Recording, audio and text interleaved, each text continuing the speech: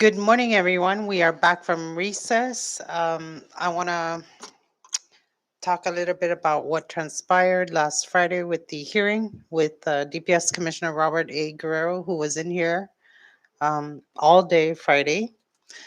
It is now 10:39 p.m. I'm sorry, and we have a quorum to conduct this meeting.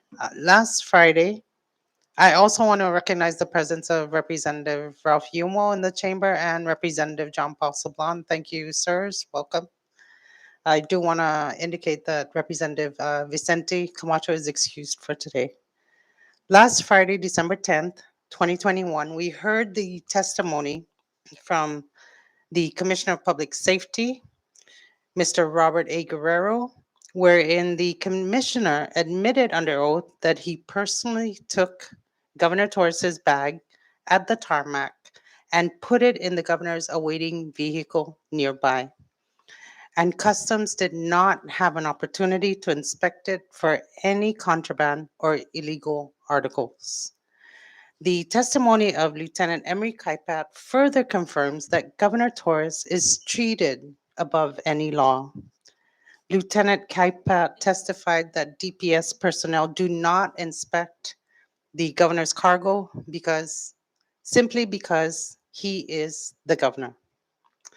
As to Commissioner's testimony that boating safety personnel provided shadowing services or personal security detail to Governor Torres and his brothers, the Commissioner stated that it was his understanding that Governor Torres does not fish on DPS boats because they are inflatables. Further testifying that the governor only used his personal vessel to go fishing. The testimony of Commissioner Guerrero contradicts the testimony of Boating Safety Officer Adrian Mendiola, and I quote from Officer Mendiola's testimony: "Sometimes the governor would use his private boat, and sometimes he would be on boating safety vessel," end quote.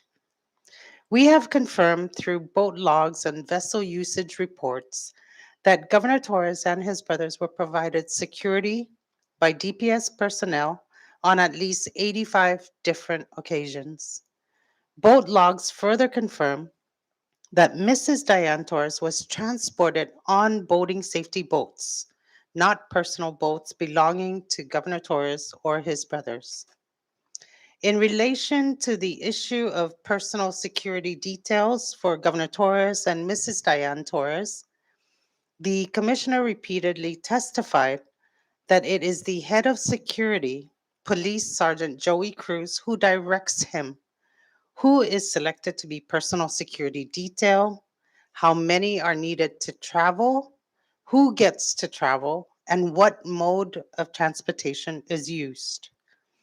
This contradicts the testimony of the head of the governor's security, Officer Joey Cruz, who testified that he receives his instructions directly from Governor Torres. It is clear that Governor Torres is behind the wasteful use and expenditure of scarce funds for excessive bodyguards who are there simply to retrieve their luggages, transport their children to and from school and dental appointments, including but not limited to driving Mrs. Torres to weddings and other personal occasions. Mr. Robert A. Guerrero provided the committee what he said was a legal opinion from Attorney General Edward Manibusan. Commissioner Guerrero, with respect to 1 CMC, Section 2504, which relates to the duties and responsibilities of the Department of Public Safety. Instead, what Commissioner Guerrero presented as legal and official document turned out to be nothing more than a redacted email communication between himself and Attorney General Manibusan. But even if it were an official legal interpretation from the Attorney General, it still does not justify the excessive number of personal security details assigned to Governor Torres and Mrs. Torres, or the use of DPS personnel for unnecessary personal campaign trips and the personal use of boating safety boats to transport Governor Torres, Mrs. Diane Torres, and their friends and family around the Marianas Archipelago. As to the redacted email communication between DPS Commissioner and the Attorney General that was presented as an official legal opinion, the DPS Commissioner's own interpretation is that the duty to provide effective police protection to inhabitants of the Commonwealth means DPS must provide to the governor such a huge detail of PSDs. If it is 1 CMC Section 2504C that Commissioner Guerrero alludes to, then to safeguard public officials is also a stretch of the Commissioner's imagination that includes safeguarding family members of public officials at non official meetings and activities.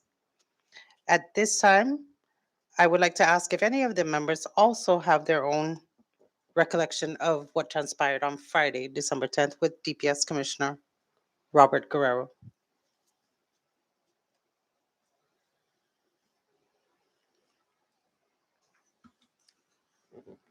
I now recognize Representative Edwin Probst. Thank you, Madam Chair. I just wanted to add to that. Can we pull up, Cam, that section on 2504? Zoom in on it a little bit. Thank you. I want to say that in our exchange, it was interesting because letter C obviously says, to safeguard public property and buildings, public officials, and to keep the peace at public ceremonies and official meetings. The thing that we do know from the Lieutenant Governor Arnold Plash's testimony and through Commissioner Robert Guerrero is that the public official can turn it down. And the public official also can request for as many PSDs as they like or as they feel they need.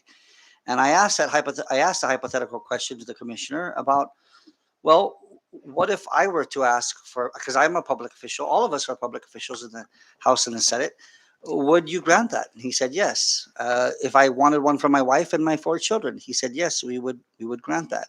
If you look back at, and so the discussion was the impact that would have on DPS if all 29 of us, House and Senate, decided to have our own PSDs.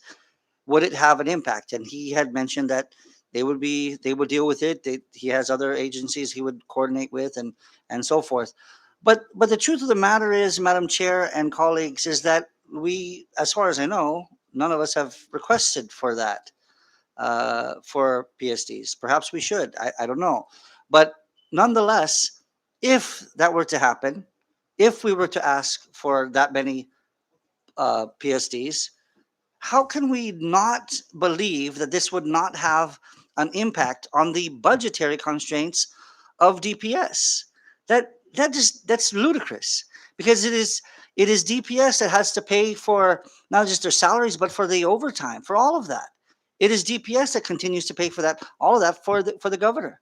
These are maybe new titles that they were, but it's still nonetheless paid for through DPS, and that's something that was stated. So again, I talked to former police officers, retired ones that have been in for a long time, others that are know well about the PSDs and everything, and they said you would, if that were to ever happen, you would need a supplemental budget, and ask for that.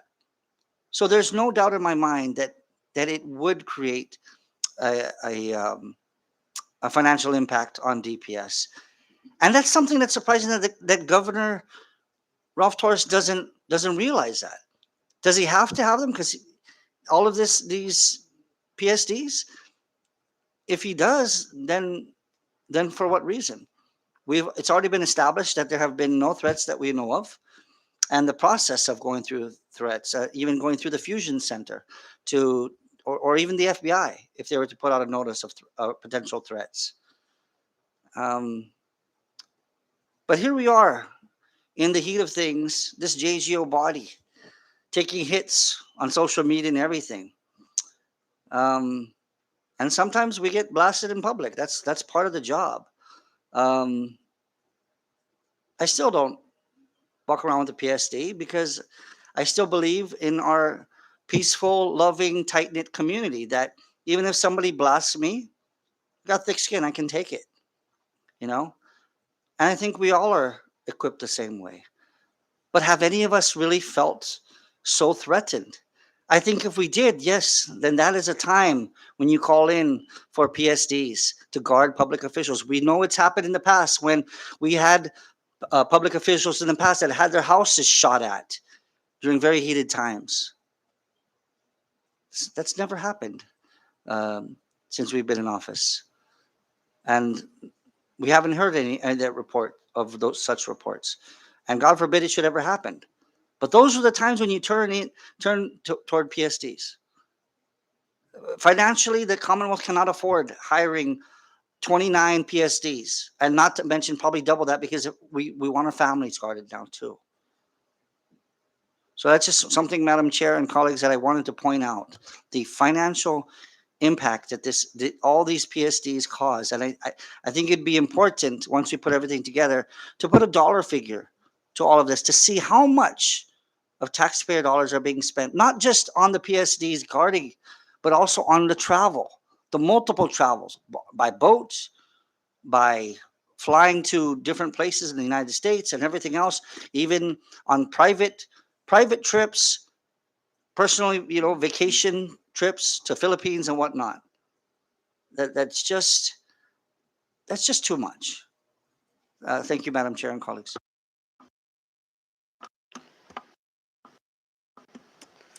Thank you, Representative Probst. Are there any other members? I would like to recognize Representative Richard Lizama. Thank you, Madam Chair.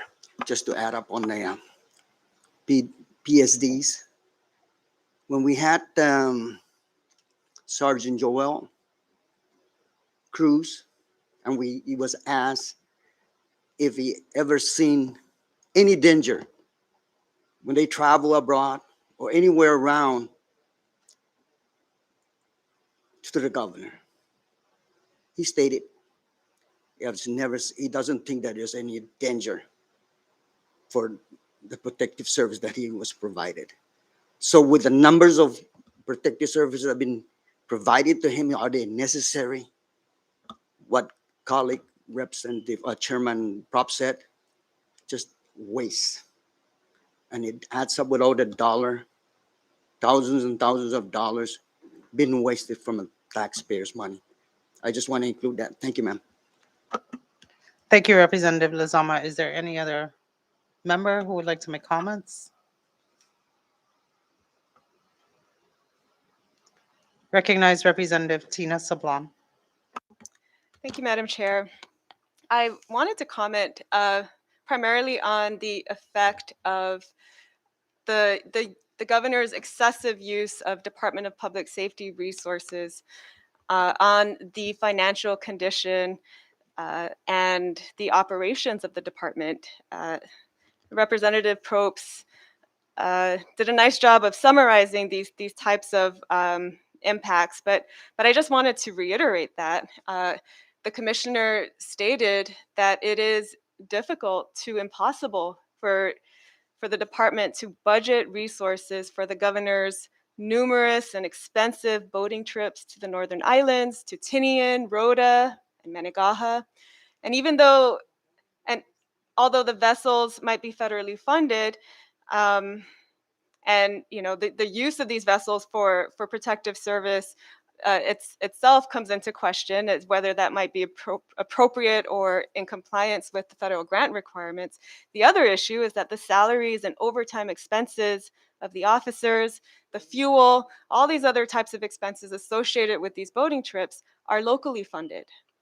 The same goes for the multiple DPS vehicles that have been assigned to the governor, the multiple PSDs assigned to the First Lady. For the first time in Commonwealth history, the First Lady is being allocated full-time protective service. And these PSDs accompany the governor and his wife on trips all over the country and around the region for personal as well as political as well as official functions. We've already heard from several PSDs who said that they never received specialized or continuous training for protective service, and the commissioner himself acknowledged that this inadequacy of training is a consequence of a shortage in resources. Taken together, this excessive use of PSDs and public safety resources generally have had a major impact on the finances and operations of the Department of Public Safety. And to go back to the point that Representative Probst made that I think was also quite clear from the commissioner's testimony is that this PSD service is optional in many ways. As the governor's chief of security testified, it's really the governor who gives instructions about how many PSDs should go, whether they should fly or take a boat, a DPS boat, to go all over the islands and provide the service to the governor. The records show that even in instances when the PSDs travel separately from their principals, it's really and the commissioner acknowledged that it's really up to the governor. He can decide how many go with him, how they travel, and whether they go with him or not. Because the governor has also been known, we know this from the records, from the testimonies, to release PSDs from their service if either the governor or the first lady do not need or want an escort. So my final point on this is that we need look no further for contrast. How do we judge what's excessive and what's not? We need look no further than the lieutenant governor, who has one PSD and not he doesn't utilize the services of the Department of Public Safety nearly to the extent that this governor does, because he chooses not to. And the governor, by contrast, does so choose to use and abuse these scarce DPS resources. And he should be taken to account for that. Thank you. Thank you, Representative Sablan. Is there any other member who would like to make comments? Before we close out today's summary, I do want to add that on Friday, mid-afternoon, a letter was delivered by Mr. William Castro, the governor's chief of staff, to Attorney Anthony Uggan, the counsel on record for the commissioner. Basically, what Attorney Uggan alluded to was a letter from Governor Torres to Robert Guerrero, the commissioner of DPS, invoking immunity over the DPS commissioner. What that basically translates to is nothing more than a gag order over DPS Commissioner Robert Guerrero by Governor Torres. That is all I have for today. If there are no other, I would like to recognize Representative Tina Sablan. Thank you, Chair. Just a final statement before we close for today. I do think it's important to state for the record what has happened since Friday, December 10th, with respect to Governor Torres, who was under subpoena to appear and testify under oath before this committee on Friday at 10:30 a.m. Governor Torres has repeatedly said that he has nothing to hide. He has all but dared this committee to subpoena him to explain his shameful waste of public funds, and even worse, his abuse of the people's trust. We subpoenaed him to appear and testify under oath on Friday, December 10th, 2021 at 10:30 a.m. He failed to do so. Instead of following the Sinai Constitution and the law, Governor Torres prefers to release misleading videos. He refuses to testify under oath. His actions speak louder than his words. Chair and colleagues, this committee has been patient and reasonable and has made every effort to engage in accommodation and negotiation out of respect for the other branches of government. But the governor has spurned our efforts at reasonable negotiation. He and his team of taxpayer-paid lawyers have repeatedly raised objections without legal merit. They have created unnecessary delays, and instead of negotiating in good faith, they have offered insulting ultimatums. Make no mistake, the governor's actions have consequences. The committee has informed the governor that he can cure himself of contempt if he appears in the chamber and testifies under oath at 10:30 a.m. on Tuesday, December 14th, 2021. If the governor fails to cure his contempt, he alone will be responsible, and we will refer his contempt violation to the Attorney General for prosecution. I think it's important to make that very clear for the record, Madam Chair, and to also explain to our constituents, to the public, what has transpired since Friday. Thank you. Thank you, Representative Sablon. Is there anything further?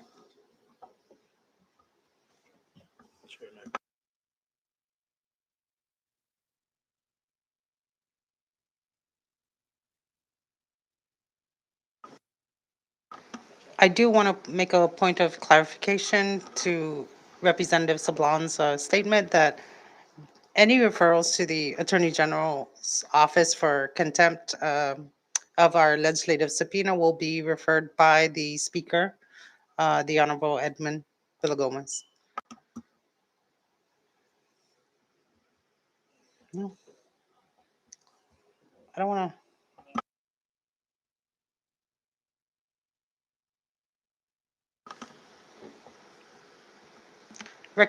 Recognize Representative Tina Sablon.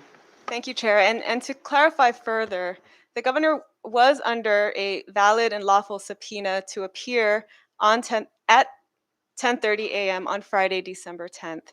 And pursuant to the letter that you sent to the office of the governor and council, he is now required also, he may have the option of curing his contempt if he appears pursuant to 1 CMC 1309, which is on the screen for the members to review, that pertains to the power of this legislature, of this body, to acquire evidence or information by any lawful means not provided for in this chapter. So we have asked him to come in and testify voluntarily under oath, and we are offering, going above and beyond, really, but offering him this option as a means to cure his contempt and answer the questions of this committee. Thank you. Thank you, Representative Sablon. If there is nothing further, can I get a motion to adjourn this meeting? Motion has been made and has been seconded. Are there any discussions on the motion? There are no discussions. All those in favor, please say aye. All those opposed, please say nay. The ayes have it. This meeting is hereby adjourned. It is now 11:02 a.m. And we will reconvene tomorrow at 10:30 a.m., December 14th, 2021. Thank you.